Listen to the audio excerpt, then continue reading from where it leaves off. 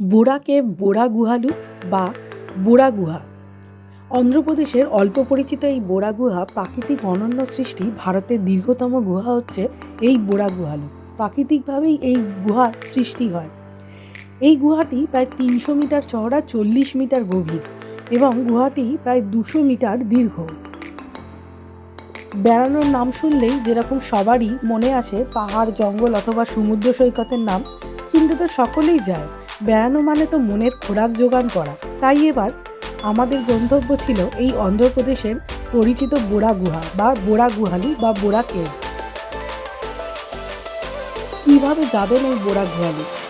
বিশাখাপত্তনম থেকে বাস বা গাড়ি ভাড়া করেই যাওয়া যায় 90 কিলোমিটার দূরের এই বোরা গুহালুতে। তবে সবচেয়ে ভালো হয় যদি কিরণডুল প্যাসেঞ্জার ট্রেনে আরাকুতে নেমে বা বোরা গুহালু স্টেশনে নেমে সেখান থেকে গাড়িতে করে ঘুরে নিতে পারেন এই বোরা গুহা।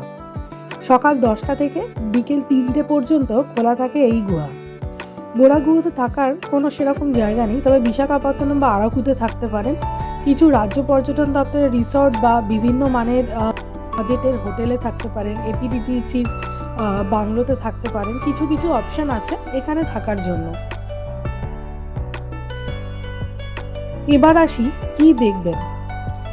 প্রাচীন এই বোরা গুহালুর নিচে নামতেই দেখা যাবে যে চুনা পাথরের উপর জল পড়ে তৈরি হয়েছে অনবদ্য এক প্রাকৃতিক শিল্পকর্ম। বিজ্ঞানের ভাষায় যাকে বলে স্ট্যালাকটাইট এবং স্ট্যালাকমাইট।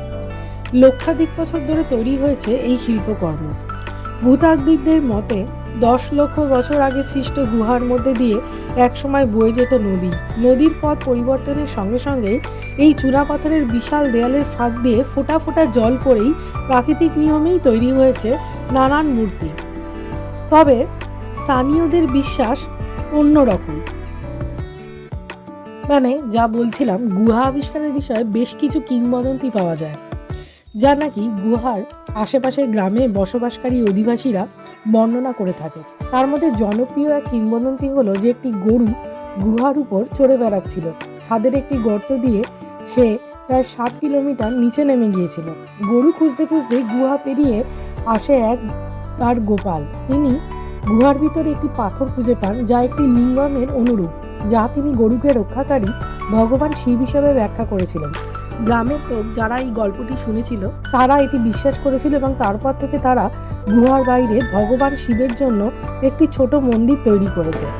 লিঙ্গের এক আভাস পেতে লোকেরা পুজোর জন্য মন্দির এবং গুহায় ভিড় জমায়। বোরা গুহার গুহাগুলি অনন্তগিরি পাহাড়ের আরাকু উপত্যকায় অবস্থিত এবং গোস্তানি নদী দ্বারা নিষ্কাশন করা হয়েছে।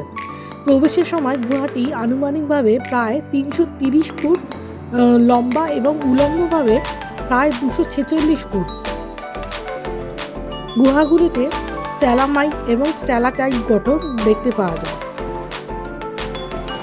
গুহাগুলিতে প্রত্নতাত্ত্বিক নিদর্শন পাওয়া গেছে, যা হচ্ছে প্যালিওলিথিক যন্ত্রপাতি ইত্যাদি সেখানে আবিষ্কার হয়েছে। অন্ধ্র বিশ্ববিদ্যালয়ের প্রত্নতাত্ত্বিকদের দ্বারা গুহার খনন করা হয় যখন 30,000 থেকে 50,000 বছর আগের মধ্যবর্তী প্যালিওলিথিক সংস্কৃতির পাথরের হাতিয়ারগুলো আবিষ্কার হয়েছে, যা মানুষের বাসস্থানকে নিশ্চিত করে। এইগুলোর নিদর্শন আপনারা এই গুহার ভিতরে গেলে পাবেন। এবার খুব সংক্ষেপে একটু জানিয়ে দিই কীভাবে ঘুরবেন এবং কি কি দেখবেন।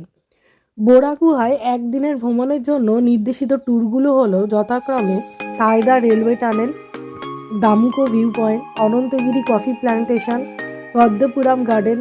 আরাকু উপত্যকার মধ্যে আকর্ষণীয় কতগুলো স্থানকে কভার করে। দর্শনার্থীদের সুবিধার জন্য গুহাগুলির প্রবেশ বিন্দুতেই একটি তথ্য বোর্ড গুহা এবং তার আশেপাশের কিছু বিবরণে দেয়া আছে।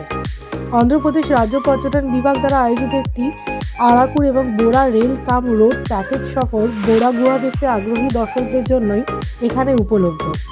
গুহাগুলির চারপাশে হাঁটা পাহাড়ি অঞ্চলের দৃশ্য দেখবার মতো সুন্দর।